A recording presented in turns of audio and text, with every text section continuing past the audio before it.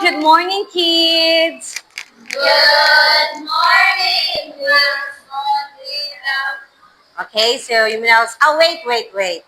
So before you will sit down, let's pray first to be led by, ikaw na lang, okay. Ay, pag-uong. Sige, mag-pray naman ta. Let us put ourselves in the holy Presence of God, Father, the Son, the Holy Spirit. Amen.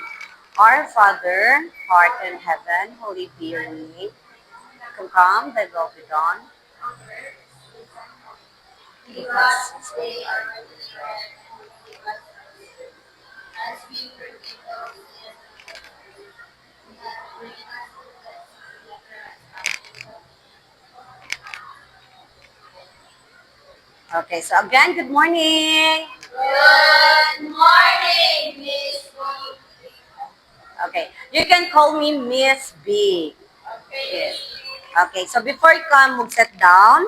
Please pick up the piece of paper under your chair or at the front, at the back, and arrange your chair and fix yourself. Okay, mana? Okay, sit down na. So, mag-checking ka sa attendance. Ay, wait! Isa to ang secretary. Miss, nai-absent kasi absent karon. Absent are missing the Delia and Juan, the last class. Kita niya and the last ko. Okay, so more ang absent. So far present ang full boys ra, naratanan. Okay, naratanan, very good. So, sa akong classroom, na ako'y classroom management or shall we say classroom rules. Muna siya, please read. Wait. Ayaw ninyo i-largo basa. Like, una ang goals. And then G, give respect to others. O, so on and so forth. Again, please read goals. Give respect to others. O. Optimize cleanliness. A. Arrive on time. L. Listen carefully. S. Stay focused. Okay, so first, give respect to others. So, importante kini siya nga maghatag tag respeto sa atong isig kataw. Okay, sorry. Okay. So, kamo, naghatag mo og respeto sa inyong classmates? Yes. Okay, very good. Ay, sorry. Okay. So, optimize cleanliness. So, mo kung ganihan nagpa-pick og pieces of mga plastic or papel si teacher. It's because importante ang kalimpyo. Dili lang na para sa atong eskwelahan, but also para po na sa ato ang health. Okay, next, arrive on time. Kisa may late direbe. Kisa may late na abot. Si teacher ba ang late na abot? Okay, si Tampos late, si Tampos. So, dapat i-minimize na nimo magsika late, ha? So, dapat, if 7:30 ang klase, 7 pa lang nanak, ha? Okay. So, next, listen carefully and stay focused. Manong importante man maminaw, be? Okay, padali, makaton. Very good. So, now, before to mag-start sa itong discussion, mag-quick review ta. Unsa may makatubag be kung unsa atong gi-topic pag last meeting. Yes, Tampos. Last meeting, we talked about level of organization. The level of organization, very good. Okay. So, si Tampos rin nakakahibaw. Si Tampos rin naminaw di ay pag last meeting. Okay. So now, before we formally start our discussion, sige na lang before si Ma'am, no? Okay. So, I would like to introduce to you our objectives. Please read. Babasa ra? Okay, please read.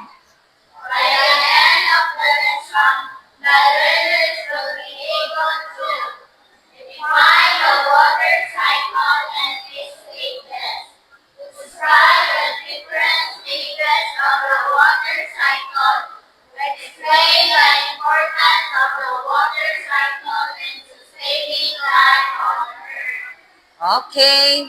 So, kasi ganahan og duwa, be, kasi ganahan og duwa. Okay, okay. Ganun magduwa ta. Okay. Are you familiar with the 4 pics and 2 words game? Kasi ganahan na ng 4 pics and 2 words games? Okay, sige. So, na ako na picture. 4 ni ka picture. 4 pics gali sa... Okay. So, 4 ka picture. Maklaro ra sa luyo?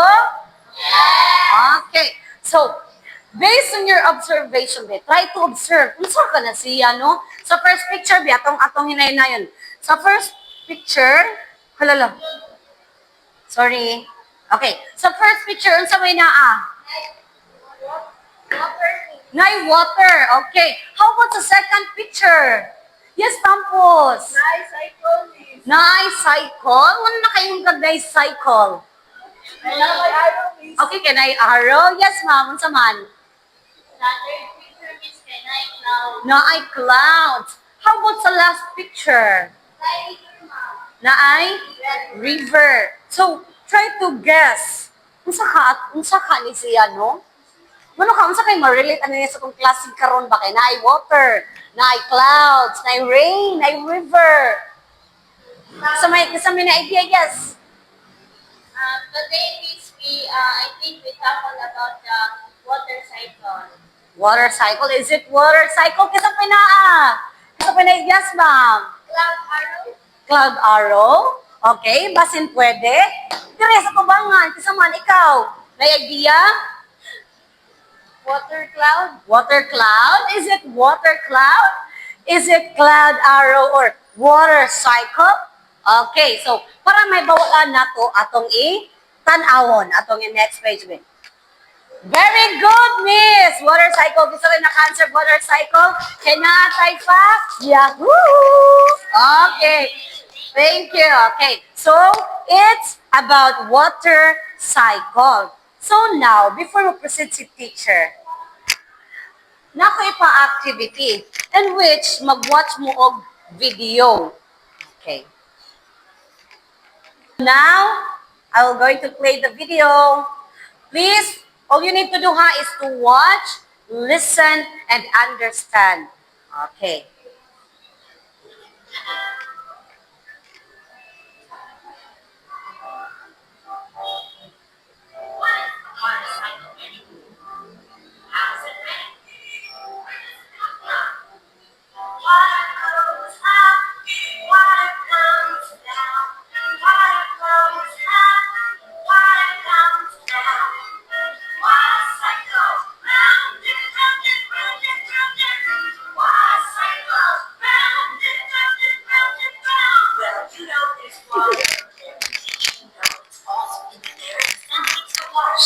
Dili magtabi, palihog, dili magtabi.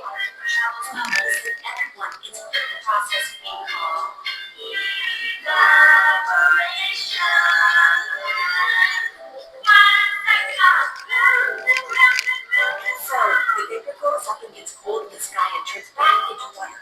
They're so high, these tiny water drops form into clouds and keep growing and making bigger clouds. Let's make the water. Listen, everyone. It's a little process we Ay.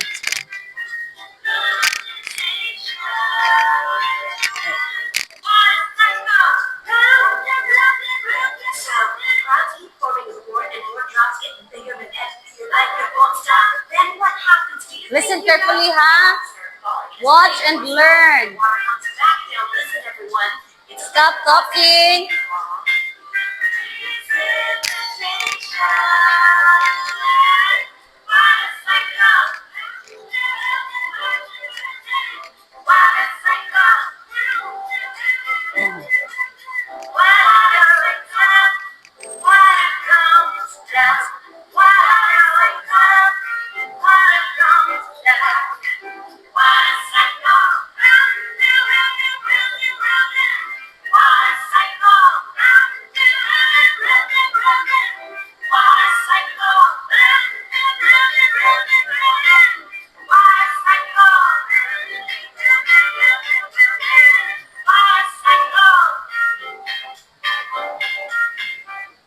Okay.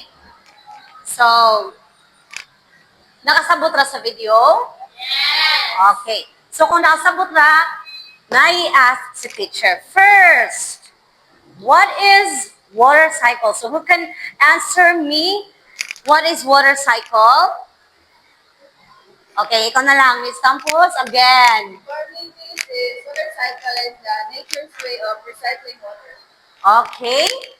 How about kung naminaw gyud edel tan-aw gyud sa video kung wala lang nagtabi sa loyo, what are the stages of water cycle?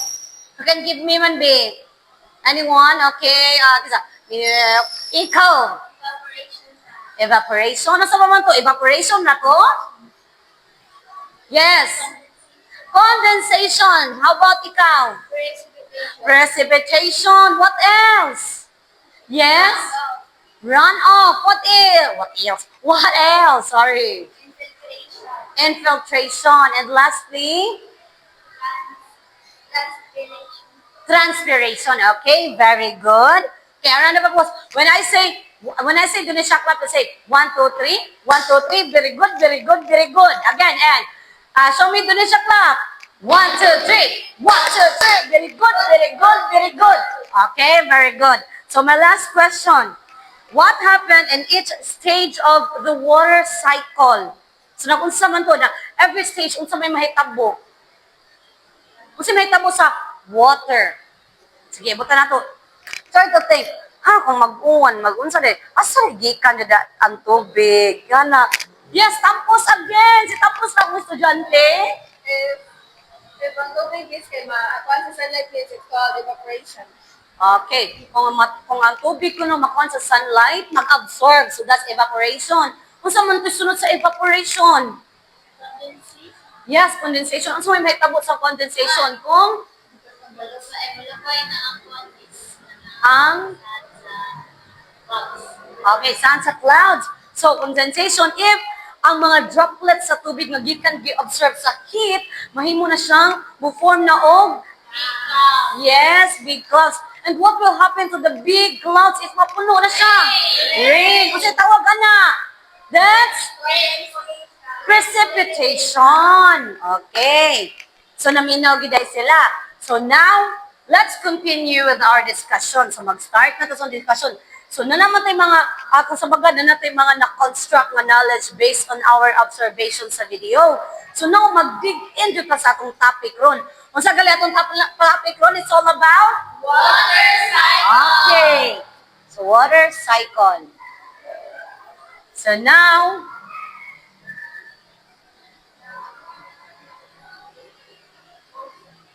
okay, please read. The water cycle is a natural process that moves water around the earth and atmosphere. It shows how water keeps changing form and moving in a cycle. Okay. So, nakasabot raw sa water cycle? Yes. Okay, so ang water cycle, from the word water, so mag-focus ta sa tubig, kung asa nagikan ang tubig, kung giunsa pag-uwan, kung asa nagikan ang uwan, diri ba siya sa ground, or sa trees, or sa plants. Kung sa ground, gali, o sa mga rivers, o sa lakes, ang tawag niya, kung gikan sa mga plants, or gikan sa mga trees, tawag niya, Precipitation. precipitation. It's transpiration. Again. So, another stages, ang nasa video, another stages ang water cycle. What are those? Please read. Evaporation, condensation, transpiration, precipitation, infiltration, and runoff. Okay. So, ato siyang ila-ilahong taga-usa-usa. First is, Evaporation. okay. This is the stages. Sorry, nakalimot si teacher. Nadi ko yung visual dahil para mas dali dyan ba? Okay. So, ang first kay Evaporation. evaporation. Please read. Water turns into vapor from oceans, lakes, and rivers. Okay. So, when we say evaporation, kung ang sun gali, ang heat sa sun, maaari na diri sa ground, or either sa trees or sa plants, na siya ma-form nga evaporation once ang water mo saka and ma-form siya into ma-form siya into gas and through atmosphere, muna siya ang Evaporation. okay. So nakaget sa evaporation kasi wala kasabot sa evaporation. Isang tiil. Okay, congrats. Next is Condensation. okay, when we say condensation, Water vapor flows and form clouds. okay, so ang condensation, once gali mag-absorb na ang kanang heat diri sa waters and musaka na waters, ma-form na siya into small droplets and ma-form na siya og clouds. Ang tawag niya is Condensation. okay, condensation. Let's proceed.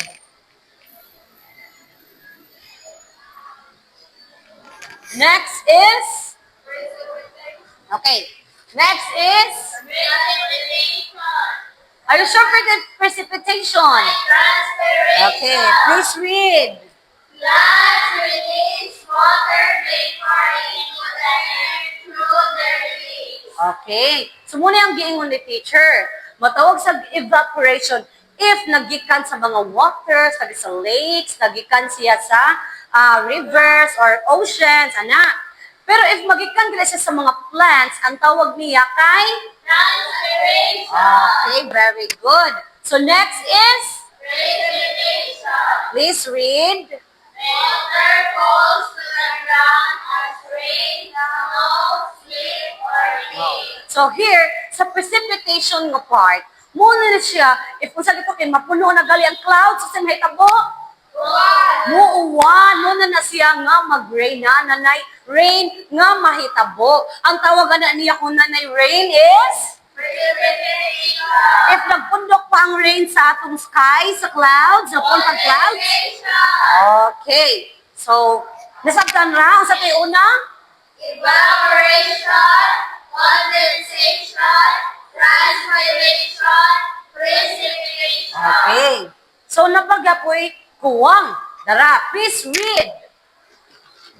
When water seeps into the soil and becomes groundwater. Okay.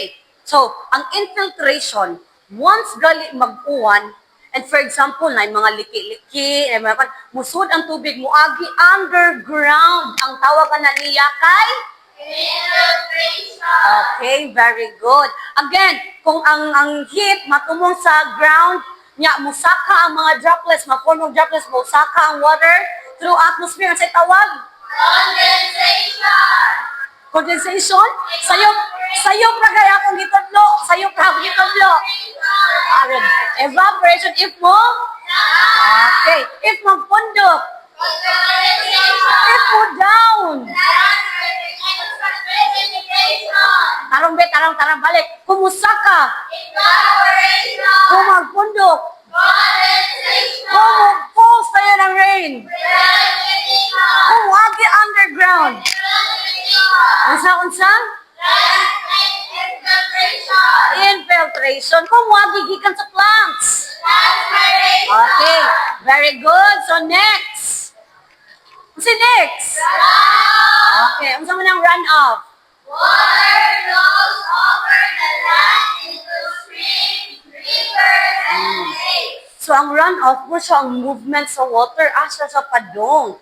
Asa sa padong. Muna siya ang runoff, the movement of the Water. okay. So, I will show you a picture. Makita ra? Di ba siya ma-zoom? Let me show you a picture. Muna siya ang picture sa water cycle. So first, dara, evaporation if masaka.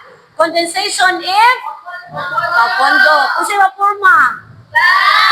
Okay. If mapuno na ang mahitabo, unsa ng precipitation, ma'am? Ulan. Ya, ang kanang movement sa water inigulan. Unsay tawag? Runoff. Kung wagi diri sa underground. Kung magikan ang pag-evap sa plants. Transpiration. Okay, so nakagets ra? Yes. Are you sure? Yes. Naray na learn? No. Kung naay na learn, please prepare 1/2 sheet of paper. 1/2, ma'am? Yes, 1/2.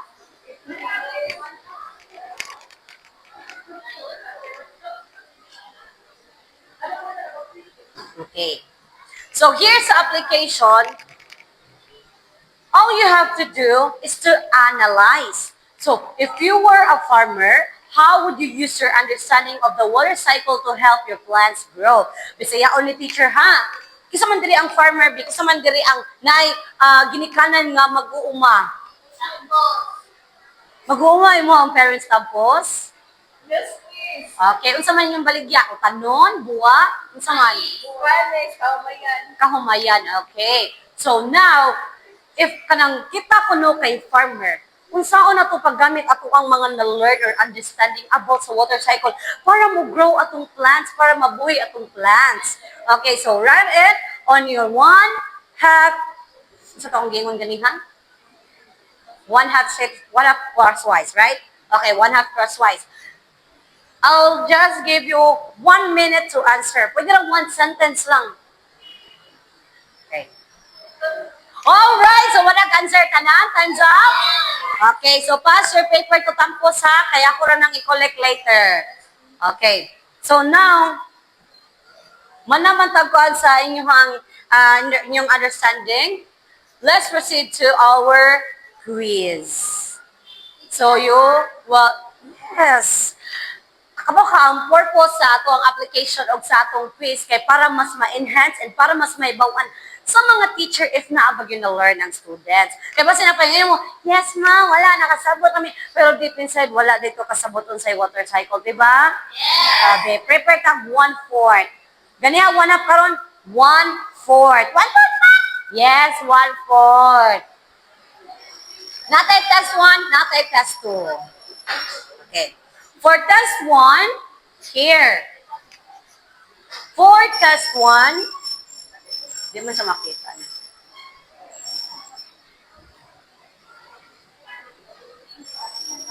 Di siya makita, but nasa direction. So for test 1 and direction, you will give the answer based on what is being asked. For example example na ako number 1 ha. So wala na yung rason para ma-zero. Okay, example number 1. It happens when the water vapor in the air cools and condenses into tiny droplets forming clouds. So sa tawag ato, condensation. So yung ano pag-answer ha? Okay, so number 2 B. 2 to 5, answer 2 points each ni siya ha, 2 points each.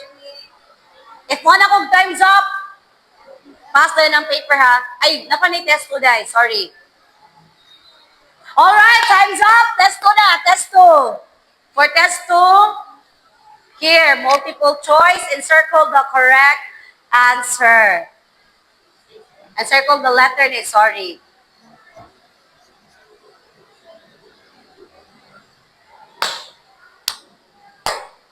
Okay, next. Nakapas ra? Okay. Next. I think maura na siya day. Okay, that's one and that's two ram na ito. Okay, pass your paper ni Tampos tanan. I-collect malihog Tampos. Okay. So here's the answer key ha. Walay ko na nga papel ha, kaya basa ninyo mo, sabon ninyong answer. So number 1, it's condensation. At number 1, example naman ninyo, evaporation. Ang number 2, sorry, nag-lag akong laptop. Nag-lag yun siya. Here. So before ma-end itong discussion, itong klase today, here's your assignment to be passed next meeting, okay? So, do this in a long bond paper. Ay, kung yung tagay short ha, long akong gipangayo. Okay, draw the water cycle, show the different stages. Evaporation, condensation, precipitation runoff, and filtration and transpiration. Nakagets ra? Yes. Drawing ha, drawing. Yes. Basta itong bond paper, long or short? Long. Okay. So I think that would be all for today. Okay, be, stand up all. Stand up tanan. Lain na po na itong prayer leader. Ikaw na po, Miss. Si Miss Hilumon. Okay. Pray, classmates. Yes, we are ready to pray. Angel of God, Thy hearken ear, the home of God, who is near. ever display. The other side, to right and right, to Lord and God. Amen. Okay. Goodbye, class. Goodbye, and thank you, Miss B. Okay, you now sit down.